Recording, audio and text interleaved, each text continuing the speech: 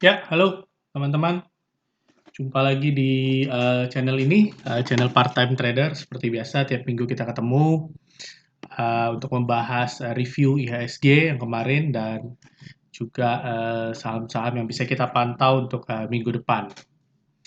Jadi kita coba lihat dulu IHSG ya. IHSG untuk minggu kemarin, ya. Minggu kemarin IHSG minggu ini ya, minggu ini IHSG ya kurang bagus, teman-teman. Jadi hari Senin dia turun 0,84, naik sedikit hari Selasa, hari Rabu karena Selasanya libur. Hari Kamisnya turun drop 2% dan hari Jumat bisa rebound. Dan reboundnya pas sekali dia menguji support di 5930, baru dia rebound dan dia kelihatannya agak kepentok sama trend line yang ini. Jadi buat minggu depan bagaimana?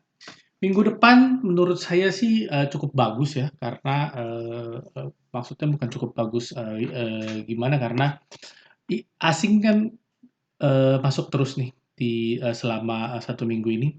Jadi dana asing terus masuk terutama ke blue chip. Memang BBRI dijual tapi BBCA dia masuk terus dan juga mudah-mudahan Bukalapak sudah agak stabil ya karena kalau setiap pagi Bukalapak atau DCII, ARB gitu cukup goncang sih market, cukup goncang. Jeleknya kalau misalnya pagi itu dia drop dan selama 1 jam dia tidak bangkit lagi, biasanya IHSG akan terus drop dan memang saham-saham yang uh, second liner atau third liner biasanya udah ditinggal sama bandarnya, jadi kalaupun dia rebound, dia nggak ikutan rebound. Seperti yang terjadi di hari Rabu. Jadi cukup drop, tapi ya begitu. Karena udah ditinggal sama bandarnya, yang naik cuma blue chip.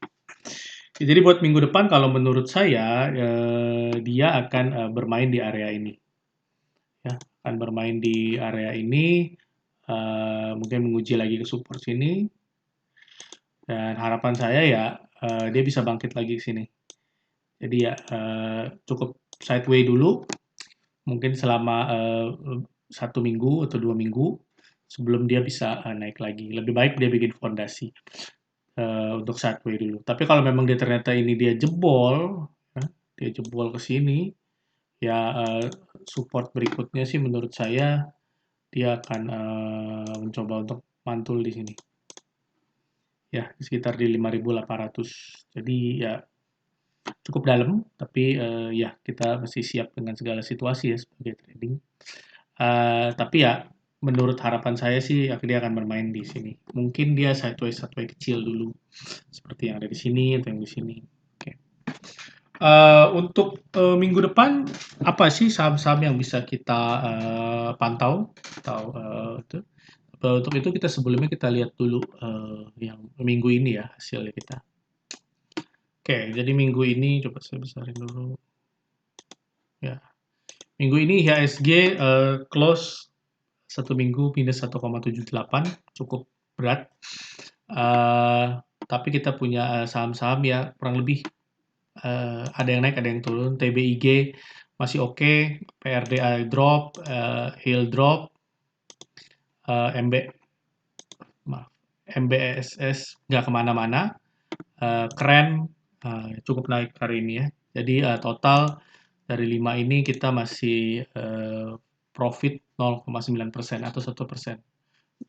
Cukup bagus apabila melihat keadaan IHSG yang cukup amburadul, tapi saham-saham pantauan kita masih oke.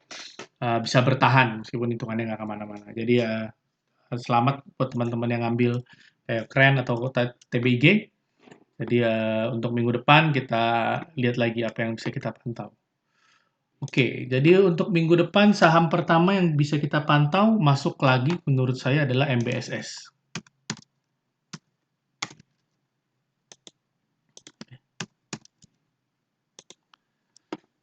Ya, ini dia saham MBSS. Saya kemarin bikin supportnya di sini 575, keluar di bawah 575, kita out dulu. Kalau dia closing di bawah 575 kita out dulu. Tapi kalau misalnya cuma di gocek-gocek aja ya kita masih cukup bagus menurut saya MBSS ini. Kenapa saya pilih MBSS ini? Ya balik lagi ke sini, dia ada perubahan pengendali dari Indika. ke salah satu pihak. Terus dia juga Pak Lo Keng Hong juga kelihatannya baru ada akumulasi lagi untuk MBSS. Dan kalau dari bandarmologinya sendiri, meskipun hari Jumat dia big distribusi, tapi dalam satu minggu, nah dia cukup big akumulasi oleh BQ. Kalau kita tarik dalam waktu 1 bulan, di awal Agustus ya akumulasinya besar sekali oleh ini Korea Investment kalau nggak salah saya, sekuritas Korea Investment. Jadi cukup menarik untuk MBSS. Targetnya di mana? Targetnya menurut saya kita taruh dulu di sini aja. Di 680, stop loss-nya di 575. Oke, jadi secara risk dan reward juga MBSS cukup menarik. Yang berikutnya saham adalah ZBRA.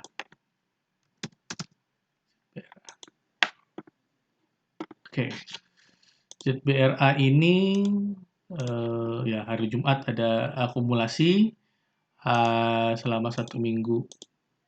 Ya cukup big akumulasi dari ini EP. EP ini kalau nggak salah MNC Sekuritas. Nah, dia ada naik tinggi tanggal 12 Agustus minggu lalu, ARA atau reject atas. Setelah itu dia mencoba bertahan di sini. Jadi menurut saya ini pertanda bagus. Secara teknikal dia mencoba bertahan. Dan dia juga ada sentimen akan melakukan right issue. Sekedar informasi ya, ZBRA ini kan tadinya perusahaan taksi ya.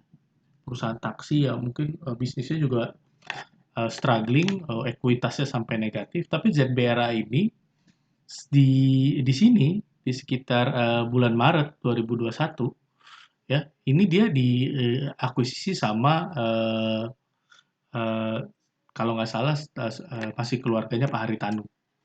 Dan ini dia red issue karena dia itu backdoor listing untuk Dosni Roha. Dosni Roha itu supplier obat kalau saya nggak salah.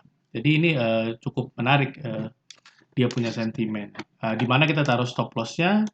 Kalau stop loss-nya menurut saya taruh aja di sini. Ini saya ambil yang tadinya merupakan resisten menjadi support, oke, menjadi support di sini di sekitar 1000. Oke, kita taruh ini aja. Kita pakai area aja. Ya, ya ini sekitar 1040 ini sebagai supportnya. Terus dia punya target di sini 1275. Jadi secara risk reward Zebra juga sangat-sangat menarik. Sentimennya masih ada dan dia kelihatan coba bertahan di sini. Kalau sudah tutup di bawah 1040, lebih baik teman-teman keluar dulu ya. Saham ketiga AMRT, Alfamart. Ya, Alfamart ini berkaitan erat sama saham bank. Jadi memang mereka ada kerjasama seperti itu Bang Aladin. Waktu itu saya sudah pernah rekomend juga saham Bang Aladin. Bang Aladin sendiri sahamnya juga lagi bagus. Tapi saya lihat AMRT ini sahamnya cukup menarik. Kalau dilihat dalam 1 minggu ada big akumulasi dari broker GA. Di hari Jumat sendiri juga cukup akumulasi cukup ada CCRX ya, normal akumulasi di sini. Jadi kita cukup baik. Sebentar ada telepon.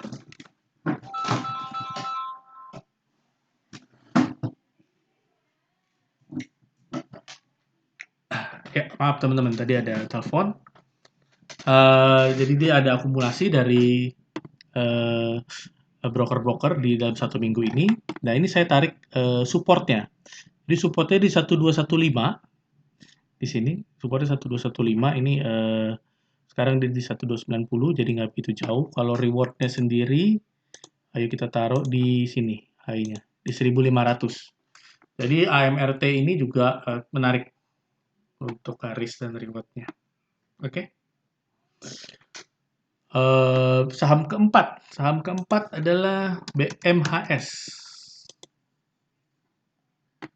BMHS ini baru IPO. Kalau kita lihat ya ini kelihatan jelas ya. Dia supportnya ada di mana? Supportnya di 960. Dalam 1 minggu juga big akumulasi. Resistennya mau ditaruh di mana? Resistennya menurut saya kita bisa taruh di sini. Nah, resistennya ada di sekitar 1120. Jadi cukup menarik, ada sekitar 10 persenan ya. 10 persenan ke atas, risk-nya cuma sekitar berapa ini? Risk-nya 4 persenan. Jadi sangat menarik risk and reward-nya. Oke, dan saham terakhir adalah batubara. Batubara yang saya pilihkan adalah DOIT. Oke, DOIT ya karena pertama 1 minggu terakhir diakumulasi cukup besar oleh ZP.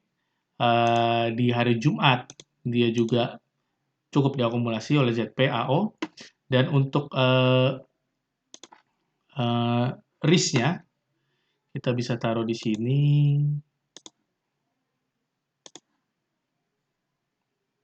Nah, di swing low day yang kemarin kita berharap ini jadi swing low ya.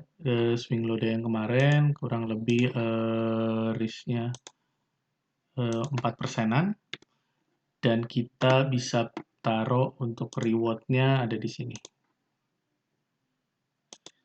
Ya, jadi cukup bagus risk dan reward-nya, akumulasinya cukup bagus. Oke, jadi itu untuk saham DOIT. Jadi ada 5 teman-teman, MBSS, Zebra, AMRT, BHMAS, dan DOIT. Oke, jadi terima kasih. Semoga kita cuan lagi minggu depan. Ya, buat teman-teman tetap semangat, jaga selalu protokol kesehatan. See you, bye-bye.